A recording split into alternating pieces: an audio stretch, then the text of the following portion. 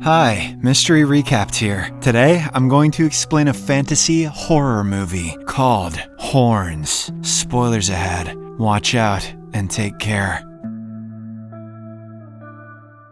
The movie starts with a flashback scene where a guy named Iggy is spending some intimate time with his girlfriend Marin in a forest. The scene then shifts to present day as Iggy wakes up groggy on the floor of his room. The two were a loving couple and had been together since they were teenagers. However, after Marin lost her life in a brutal murder, her boyfriend became the prime suspect. Although the court could not find sufficient evidence to charge him with murder, Iggy is hated by everyone in his town. Numerous reporters also regularly try to intimidate him into telling his side of the story. As his house is always under siege, the young man often runs away to his parents' house in search of a little peace. However, when he gets there, he also has to deal with the judgment of his family. Despite helping him get out of prison, his mother and father also believe that Iggy is the perpetrator of the crime. His older brother, Terry, though, promises to be by his side no matter what happens. The only other person who believes in Iggy's innocence is his best friend Lee, who also happens to be a lawyer. It was Lee who helped him get out of jail by defending his case